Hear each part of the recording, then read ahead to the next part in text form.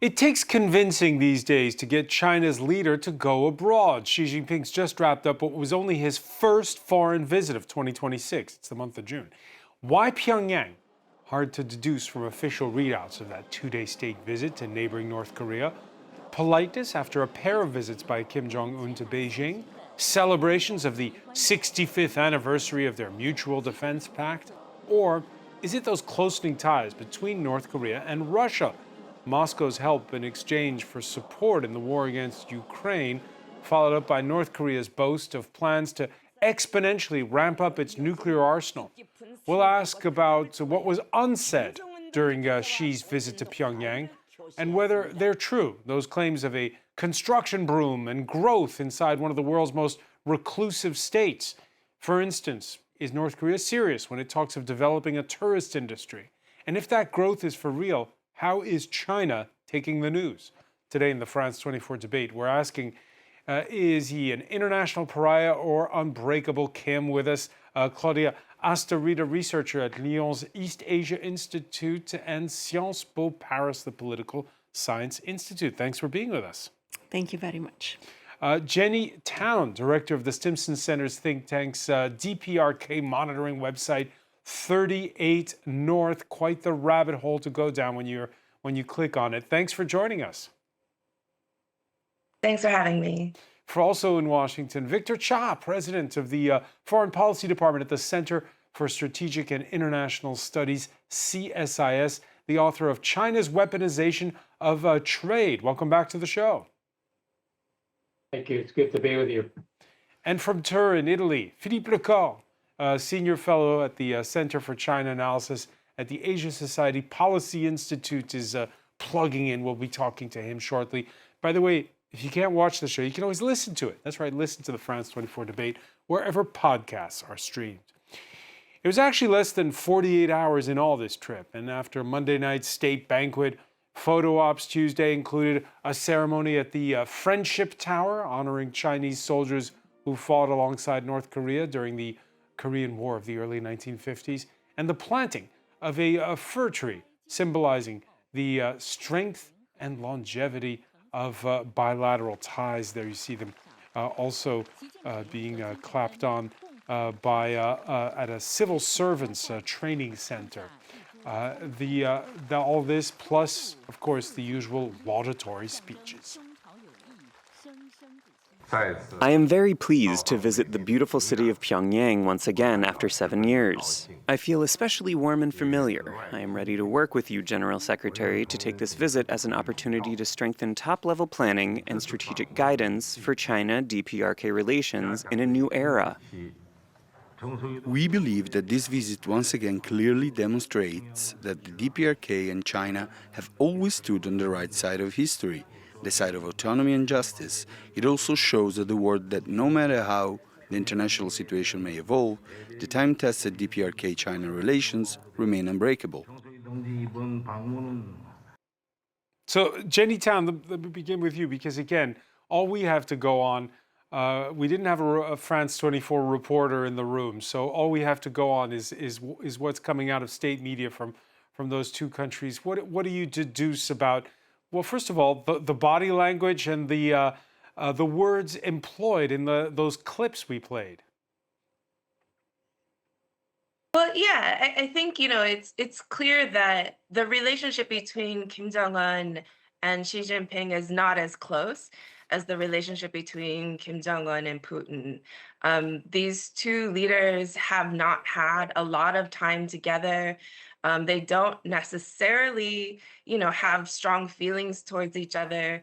And certainly they haven't had a lot of interaction over the past 7 years. But this is really, a follow-on to what we've seen growing since at least last September, when Xi Jinping had invited Kim Jong Un to Beijing for the military parade, as a way to pull North Korea back into their orbit, into China's orbit, and really try and regain some of the ground that's been lost since the pandemic. And especially with the prospects of at some point having any kind of US-North Korea relations. I think, China is trying to get in there first and trying to make sure to remind Kim Jong Un that Chinese interests do matter in that equation. But is it difficult for China the way you describe it? It sounds like it. Well, I think, given North Korea's position these days, North Korea has been exercising a lot of agency, and they've really gained a lot of international recognition and prestige in their dealings with Russia. So they've proven themselves a useful military partner. They've been involved in international affairs. They've been pulled into Russian networks. So they do have a level of recognition and a level of economic trade and development and political development that they've never had before. And so for China to come in, it is a choice for North Korea to receive them because the urgency to repair that relationship isn't really there. No urgency. Wow. Do you agree with that, Claudia Astarida? I guess it depends on whether we want to zoom in the relationship between China and North Korea, or we want to zoom out and see what's happening in the broad peninsula. I guess that's a major difference. It's true that Xi Jinping and Kim Jong Un don't get along very well, because otherwise they would have met twice in Pyongyang only, since they have both been in power for more than 10 years. And even the visit of 2019 was kind of difficult to organize back then. But at the same time, if a step forward needs to be made, Xi Jinping at the moment is the only person that can mediate among everyone, because he has still a good connection with South Korea regarding the equilibrium on the Korean peninsula. Yeah, his last trip abroad was to South Korea. Exactly, and they do have lots of meetings to coordinate what to do or to imagine scenarios. And this doesn't mean that China will go and will do what South Korea is suggesting, but at least there are connections that are very important for South Korea too, because at the moment the communication between South Korea and North Korea is frozen and completely. Then we have Russia, but Russia will never be a mediator that could be accepted by either South Korea or the United States. And we should not forget that Donald Trump has repeated several times, during Trump 1 first, but also during his second mandate, that he would love to meet Kim Jong Un again. I mean, thanks to whom? If South Korea is out of the games, thanks to Xi Jinping. That's why I think Xi Jinping is trying to get national, personal advantages for China, kind of, let's say, building on this very But according unique... to Jenny, only half succeeding on that score so far. We should know exactly what kind of relationship Kim Jong Un has with Putin, because if we look at what we can see, it is correct. But if we look at data, for example, North Korea today is more dependent than before on China. So what does it say? All right, Victor Schott, that Monday night banquet, Xi's speech included the following recap. This is part of the speech that was on Chinese media. Both leaders have agreed to promote the high-level development of China-DPRK relations, jointly open up brighter prospects for the socialist cause of both countries, and contribute to the continuous progress of human society. What does that mean, brighter prospects for the socialist cause? They're not already bright, according to Xi Jinping? I think it means a whole lot of nothing, frankly. I mean, I guess you could make it could be made as an oblique reference to aspects of this China, Russia, Iran, North Korea crink or axis of evil, whatever you want to call it. But it's really just a statement of sort of common visions, things of that nature. I think that China is trying to claw back some of its influence over North Korea because of the substantial gains that Russia has made as a result of the war in Ukraine in terms of their relationship with North Korea and North Korea's support. Just to give your viewers a sense of the scale, China DPRK bilateral trade, two-way trade, is about $2.7 billion a year. It's up 22% year on year. We calculate that what Russia is giving to North Korea in dollar value of energy, coal, food, medicine, as well as weapons and weapons technology is somewhere on the order of 8 to 14 billion. So yes, North Korea has traditionally been very dependent on China for its external trade. But you look at the volume of what North Korea is now getting from Russia, China's got a long way to go to claw them back. And the biggest beneficiary of all this is, of course, North Korea, because it has both Russia and China that are trying to get in its good graces. And it also has a president in the United States that is still seeking to meet with him again. Yeah, we look at that map. You know that Russia and North Korea share a grand total of 17 kilometers of common border. Compare that to the 1,352 kilometers shared with China, Victor Cha. It's kind of surprising to hear in this conversation that China's on the back foot. I mean, I think, in a sense, I think it is. When you look at that map, what is also striking is that there are basically 4 land crossings between China and North Korea. There are 2 between Russia and North Korea. But if we look at the Russia-North Korea crossings ever since the war in Ukraine has started, the amount of infrastructure and development that is taking place at these 2 crossings is through the roof, unprecedented historically. And this just reflects all the commerce that's taking place between the 2 sides. I think another reason why Xi Jinping did this meeting, and as you said, it's the first meeting where he's gone abroad.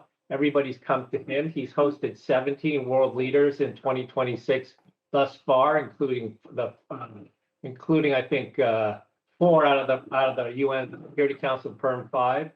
The other reason is that I think Xi Jinping is quite worried about the growing closeness between Japan and South Korea. He's always counted on those 2 being at each other's throats because of historical issues, historical animosity. But the relationship is extremely good now between President Xi and Mr. Takeuchi. All right, we can now welcome from Turin, Italy, Philippe Lecor to our conversation. Thanks for being with us here in the France 24 debate, Philippe. Philippe, are you surprised at how much it's all turned on a dime, it seems, since 2019 and that last trip by Xi Jinping before COVID?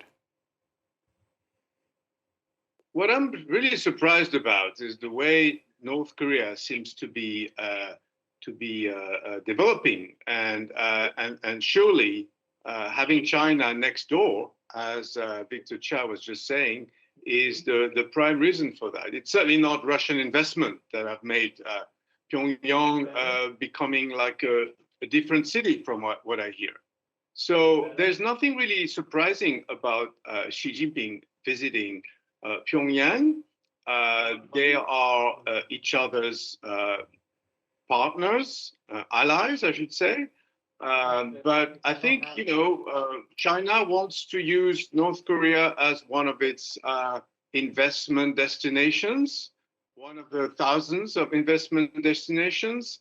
And North Korea, meanwhile, wants probably something a little bit different, which is being treated as an equal partner, as they say, and being and that's also why Donald Trump, I think, during his first term, was granted the chance to meet Chairman Kim 3 times. He thought that was a privilege anyway. The outcome was less than successful, but Kim wants to be treated as a top leader, and I think this is what China is doing to Kim now, giving him face.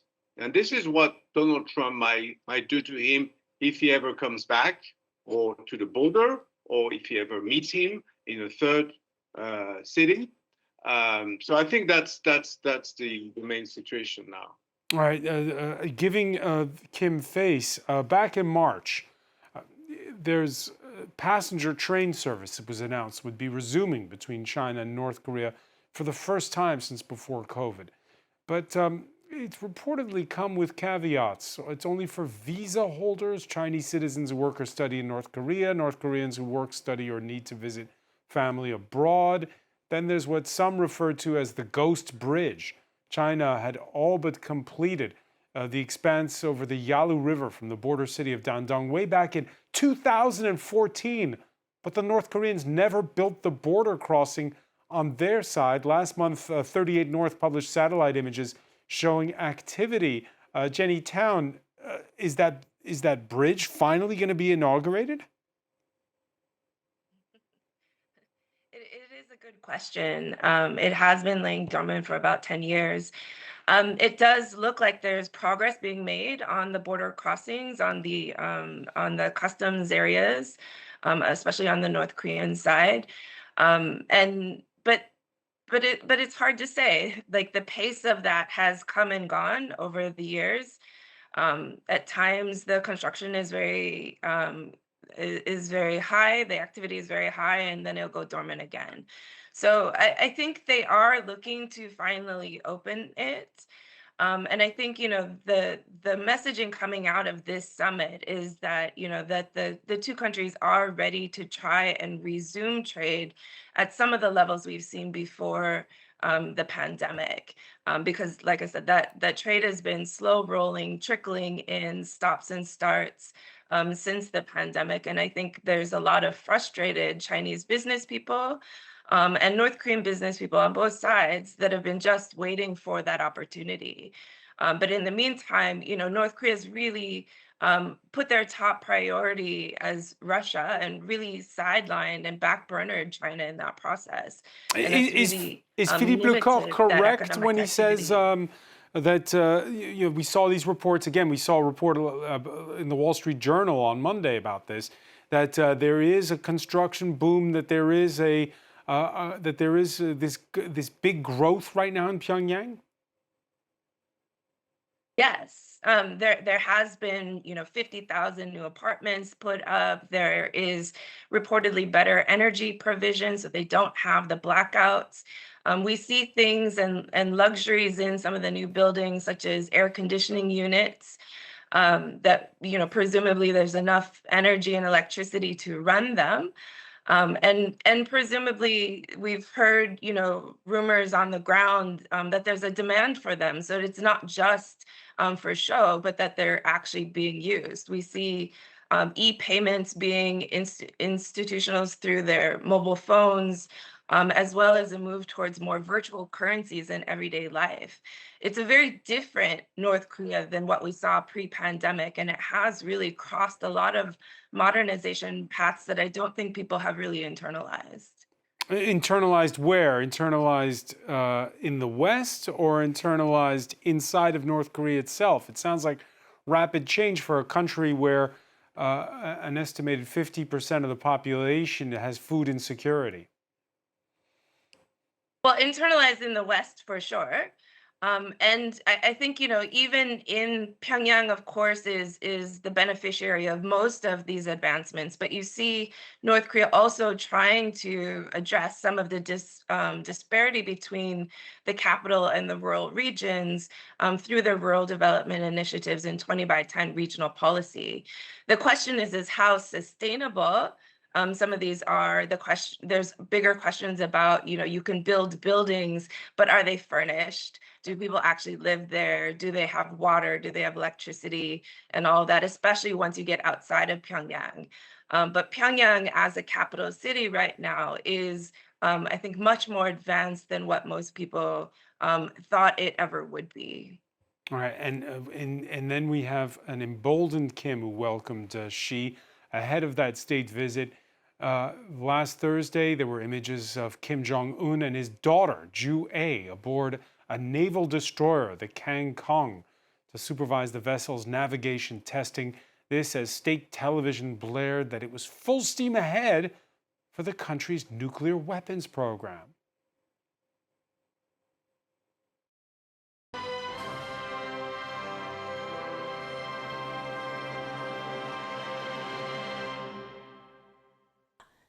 우리는 국가 핵무력을 기하급수적으로 강화할 앞으로의 방대한 계획 실행에 순차와 그 담보를 확정하였다.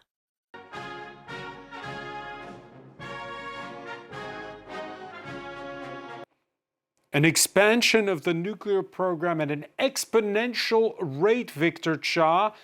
And note that there was no mention of nukes in the statements that have come out from this state visit by Xi Jinping. No talk of denuclearization, as China has often said when it comes to North Korea. So what's going on?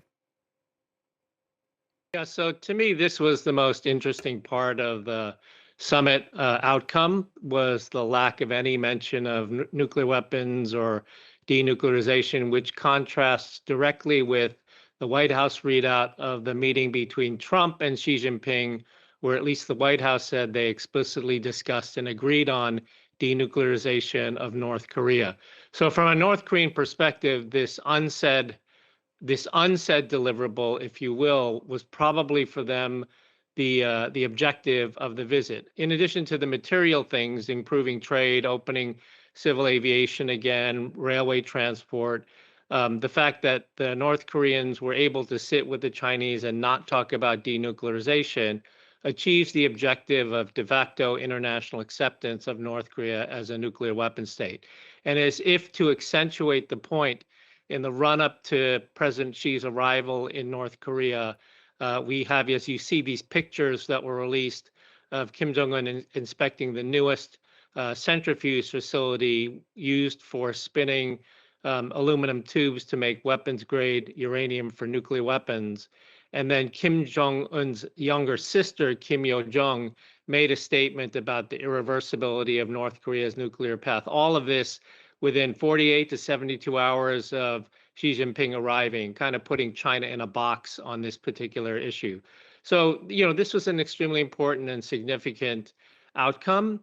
And it also comports with the relationship with Russia, where Russia clearly has accepted North Korea as a nuclear weapon state, because neither Russia nor China are currently complying with the UN sanctions regime on North Korea. Yeah, and I believe Russia even changed its official language when it comes to North Korea. I'm paraphrasing, but something to the effect of North Korea has the right to defend itself, or something to that effect. China's not changed its language. The fact that it's silent about it, is that an acquiescence, Victor, or is it licking its wounds in private? I think it's an acquiescence. And I think to the extent that China does talk about today, the extent to which China does talk to North Korea behind closed doors about their nuclear weapons buildup, I think for China, that's not about trying to appease the United States. It's their concerns about Japan. Apparently, Xi Jinping, in his meeting with Trump, went into a long discussion about his concern about Japan's military buildup, their removal of restrictions on lethal arms exports. They're blowing through the norm of 1% of GDP on defense spending, and possibly constitutional revision. And that Trump's response to this was that Japan is doing this because of North Korea's growing nuclear and ballistic missile threat. So to the extent that Xi Jinping even talked about this with Kim behind closed doors, I think it's his concerns about the growing military threat from Japan, which President Trump seems to have no problem with encouraging that concern on the part of China, if that in some way helps to motivate him to do something on denuclearization with North Korea. But like you said, nothing public, nothing came out at all, just reinforcing the impression that China has accepted North Korea's nuclear weapons. Yeah, Claudia Estarita, it's like you said at the beginning, you either zoom in on the bilateral relationship between China and North Korea, or you zoom out, and then you get, you were mentioned earlier, South Korea.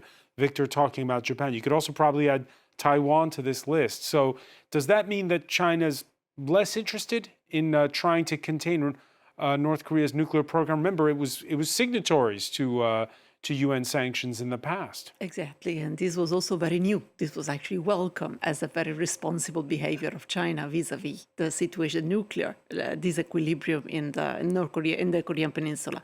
I guess we should consider that China is very cautious.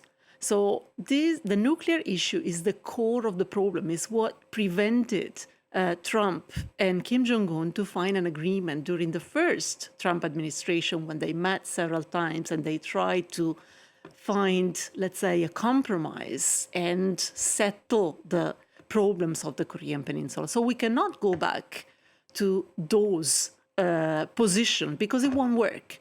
So China, I guess, is trying to find something that is more subtle. In this case, they remain completely silent on nuclears. But even when Xi Jinping invited Kim Jong Un to a state banquet in September after the military parade, the framing of the nuclear problem was very ambiguous. This was the very first step, I guess, for China to kind of open the door of finding an alternative solution for accepting that North Korea is a nuclear state. North Korea is since 2012. Now, 14 years later, we cannot imagine that they will abandon this position. And they are doing everything they can to prove that they don't want to. So an alternative solution needs to be identified to mediate, because a mediation is needed from the United States because they want to solve, but also from China. China wants stability. So it's not more confrontation. In the past, you would have these nuclear tests by North Korea, and Pyongyang watchers would explain to you that actually that's simply attention-seeking behavior. They want to negotiate something. Is that still the case when you see like those images we showed earlier of Kim with his daughter or in a frigate? Well, that's also classic propaganda. So I guess we should understand it even from this perspective. And from another perspective... Has the messaging changed? What I think is that North Korea today is more confident in the sense that I guess the regime, and especially Kim Jong Un, believes that the regime is going to stay for a long time. So there are less risks to overthrow the regime than before. He also has another, let's say, priority, which is kind of trying to pass the message that maybe his daughter will be the next leader, because this is also a not easy message to pass, either to North Korea and to the rest of the world. But at the end of the day, North Korea feel threatened. They will never renounce to nuclear weapons, because otherwise they will feel a target again in the region. All right. Back in 2019, Philippe Legault was mentioning this. The U.S.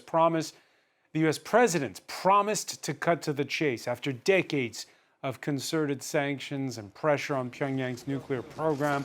Donald Trump traveling to the DMZ, that demilitarized zone between the two Koreas, meeting with Kim. As Philippe said, no deal followed. Last month, when Trump traveled to Beijing, no mention made by the Chinese of North Korea in the official readout. South of the DMZ, the message out of Seoul these days is clear. 우리가 비핵화라는 목표를 포기하지 말자. 왜냐하면 우리가 핵무장을 할 수도 없거든요. 대한민국이 핵무장을 하면 일본은 가만히 있겠어요? 대만은 가만히 있겠어요? 동아시아는 가만히 있겠어요? 다 핵무장해가지고 온 동네가 핵천지가 되겠죠. 두 번째, 핵무장을 할 수 없어요. 핵무장을 하는 건 엄청난 국제 제재를 견뎌내야 되는데 우리가 북한처럼 될 수는 없잖아요. We should not give up on denuclearization, otherwise it's the entire region. Philippe Legault, at this point in time, does Washington have South Korea's back when you hear these kinds of statements like that of President Lee? I think, President Lee's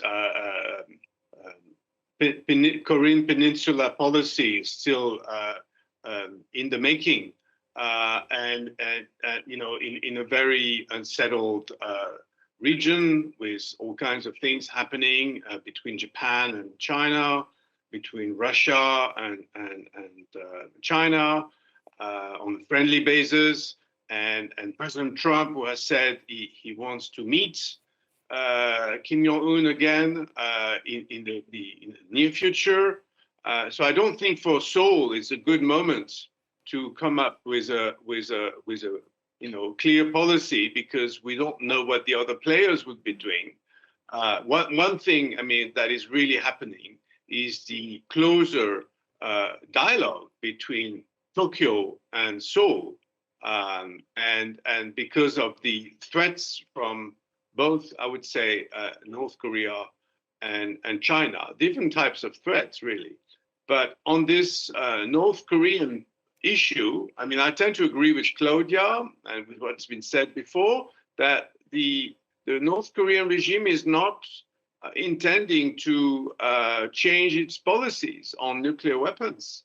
I mean, there've been all kinds of things tried over the past decades, including the six-party talks that were presumably run by China in Beijing, which included, in fact, Russia, which did nothing, and China, of course. And I don't think, any conclusion came out of this. So what happened is, all has been tried, so to speak, and the Chinese cannot do anything to prevent North Korea to complete their program of nuclear weapons. So I think now we are more in a state of deterrence or defensive state from the South Korean point of view, and in China, of course, maintaining close cooperation with North Korea, engaging Chinese state-owned companies in traditional military cooperation or in just business cooperation. That is the way that China and Philippe, can do you keep agree? involved. Philippe, do you agree with what Victor Cha said earlier, that if China's silent, is no longer employing the word denuclearization, that's an acquiescence, or that it's plotting a different move? No, I think it's a good word. I mean, it's not a good word for all of us, but it means that China has sort of given up. I mean, the only one who doesn't seem to give up is the U.S. president. But he obviously tried to take the opposite stand from his democratic predecessors, or successors for that matter. But that neither have worked out. So the Chinese, their policy is they want to keep the divided Korean peninsula as long as possible, and it looks like it's going to take many decades, if at all, for a reunification. So I think China is trying to maintain this status quo, and unfortunately for China, they have not been able to stop North Korea to develop nuclear weapon, and whether they actually want to stop North Korea is even a question, I would say. All right, we're looking at those images from March, and I want to get Jenny Town's reaction to it, because Claudia Astorita was saying that one of the issues that's at play here is preparing public opinion in North Korea of the possibility that the heir after this Kim will be his daughter. And there we saw her on that tank back in March in that footage. Is that what's afoot? Well, I have major reservations about that conclusion. I just don't think we have enough information yet. We have to keep in mind that, the Kim family has never shown their children this young before. And so everything that we're seeing about how they're building this political life for her is new, and they're experimenting with it. So it's hard to say that if she goes to this event or that event, it must be grooming for successor versus must be grooming for some kind of political life. And I think the fact that we don't know anything about his other children, which includes at least one son, also says, reminds us to have caution about drawing conclusions too early in this process, knowing that there's still a lot of factors at play. But certainly they are putting her out in political life, using her as a political narrative. She helps play that role, or helps illustrate that role of him as a father, him as a leader, him as a more normal person, and is useful in that matter. The kind of dad who takes you to military exercises? That's the life. All right, and it's this question of isolation that we've been talking about, and it certainly has lessened since Kim got that. We mentioned at the outset of this program the embrace of Vladimir Putin, who's now traveled to Pyongyang to expressly thank Kim for the sending of troops and supplies for the war in Ukraine. He's also sent oil, while erstwhile allies have come bearing gifts, like this past March, for instance. Стрелковое оружие всегда нужно будет для солдата.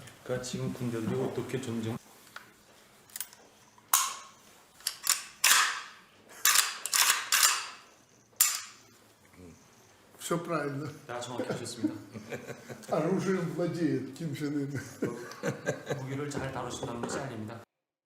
Belarus's Alexander Lukashenko offering him a Belarus-made Kalashnikov just in case. Victor Cha, looking at those images, how isolated is Kim today, and how much contact does he have with the outside world? So probably the lowest point in their isolation was during COVID, when they went into a 3.5-year COVID lockdown, 1 year longer than the rest of the world.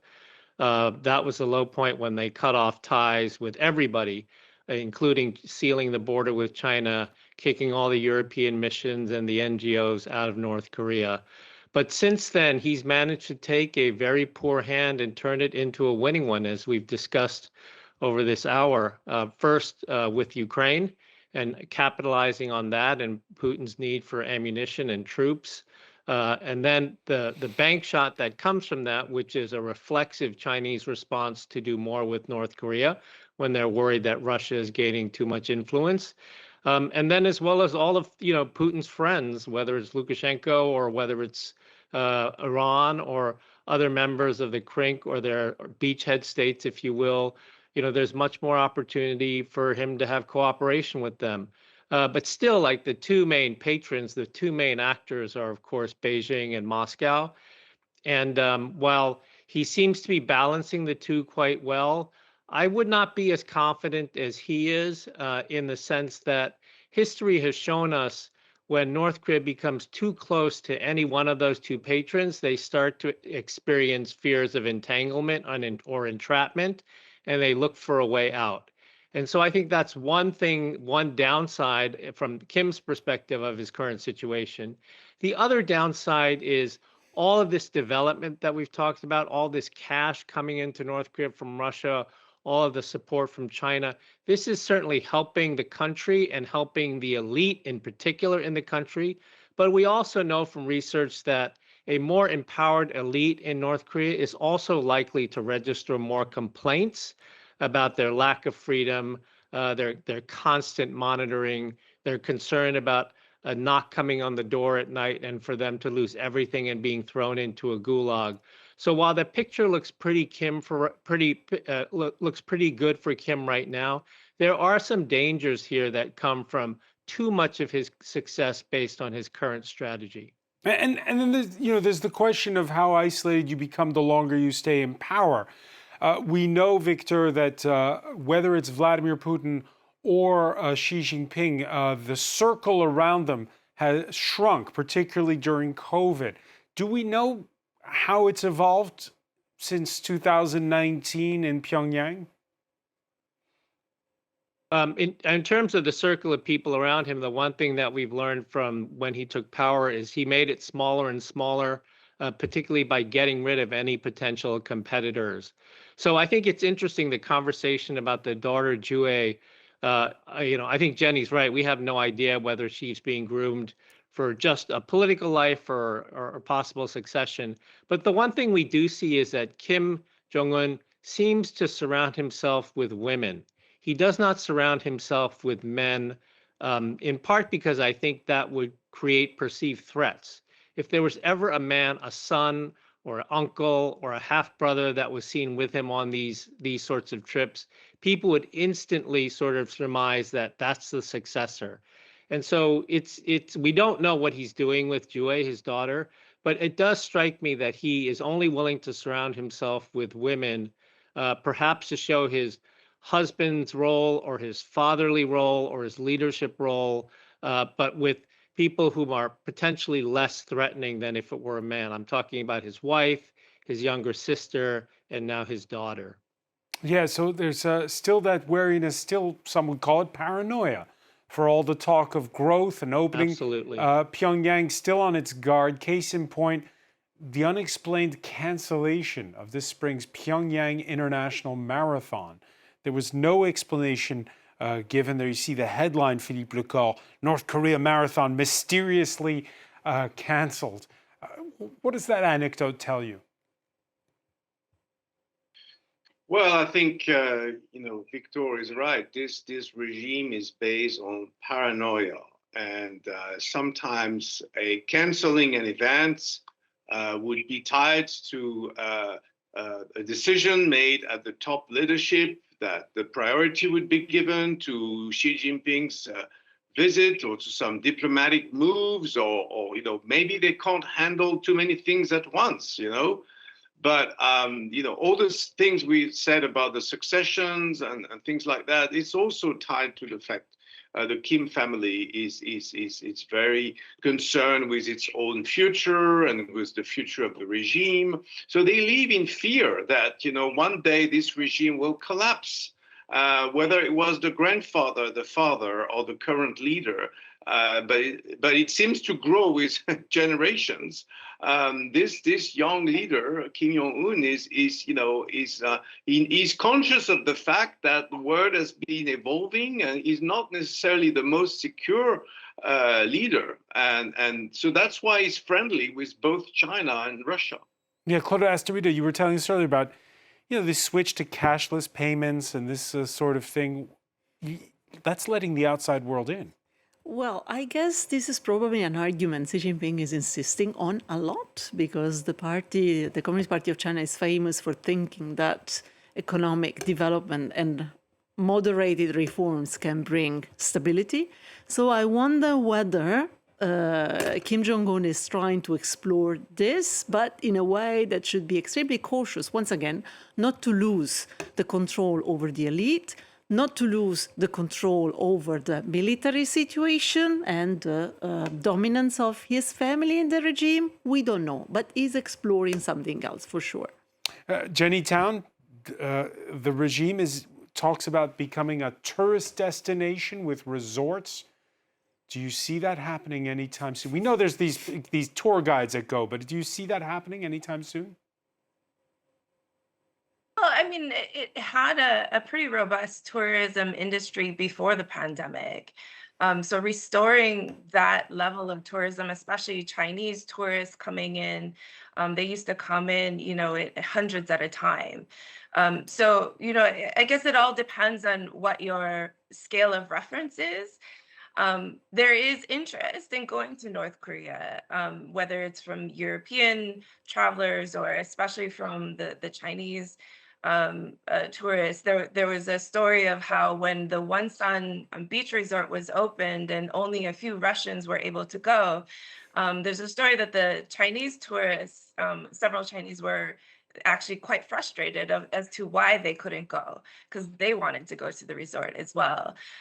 So I think, in terms of the relative business side of North Korea, yes, they can build a tourism industry, and yes, it can be successful.